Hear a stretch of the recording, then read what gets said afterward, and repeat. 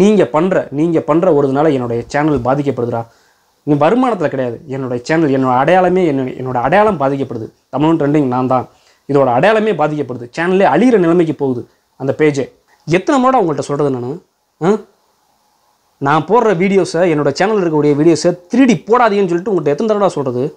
தன்னோட அப்பாவுக்கு இல்லாமல் இன்னொருத்தனுக்கு பிறந்த ஒருத்தன் என் வீடியோவே திருடி போட்டுக்கிட்டு இருக்கான். சைடில் ஓடிட்டுருக்கு பாருங்கள், தமிழ் ட்ரெண்டிங்னு சொல்லிட்டு என் பேரை வச்சு என்னோட வீடியோவை திருடி அப்படியே எந்த உழைப்புமே இல்லாமல் அடுத்தவனோட உழைப்பை திருடி போட்டுக்கிட்டு இருக்காங்க. சைடில் ஓடிட்டு இருக்கான் பாருங்கள், இவன் தான் திருடி போட்டுக்கிட்டு இருக்கான். நான் தான் தமிழ் ட்ரெண்டிங்கோட அட்மின் பேசுகிறேன். யூடியூப், ஃபேஸ்புக், இன்ஸ்டாகிராம் எல்லாத்துலேயும் நான் தான் வீடியோ போட்டுக்கிட்டு இருக்கேன். என்னோடய வீடியோவை தான் இவங்க எடுத்து போட்டுட்ருக்கானுங்க. இது எப்படி தெரியுமா இருக்குது? அவங்க வீட்டில் இருக்கிற பொம்பளைகளை அடுத்தவன்கிட்ட அனுப்புறதுக்கு சமம்.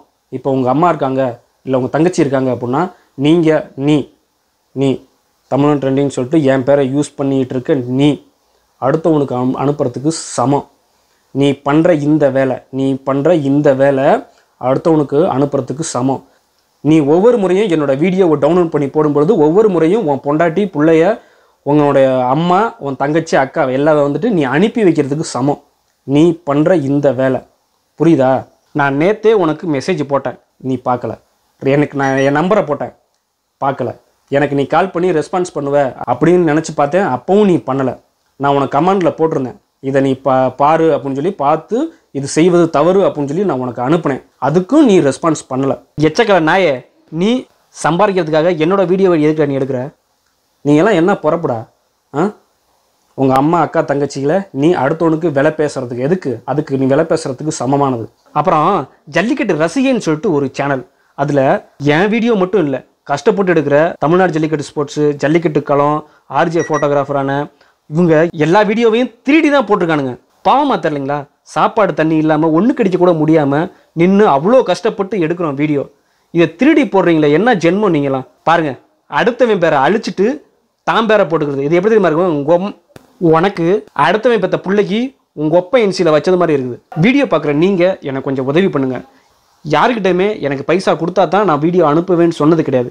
நம்ம சேனல் தமிழ் ட்ரெண்டிங் சேனலில் லைவ்னு ஒன்று ரெடி பண்ணி எல்லாத்துக்குமே இலவசமாக நான் வீடியோ கொடுத்துக்கிட்டு இருக்கேன்.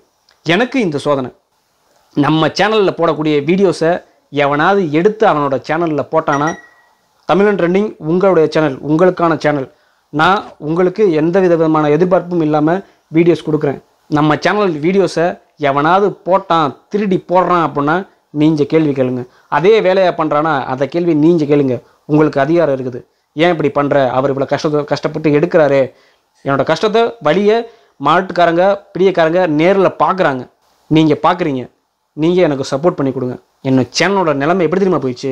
நீங்கள் பண்ணுற ஒருதுனால என்னுடைய சேனல் பாதிக்கப்படுதுடா. நீ வருமானத்தில் கிடையாது, என்னோடய சேனல் என்னோட அடையாளமே என்னோட அடையாளம் பாதிக்கப்படுது. தமிழ் ட்ரெண்டிங் நான் தான், இதோட அடையாளமே பாதிக்கப்படுது. சேனலே அழிகிற நிலைமைக்கு போகுது அந்த பேஜே. அது எப்படி உங்களுக்கு மனசு வருது?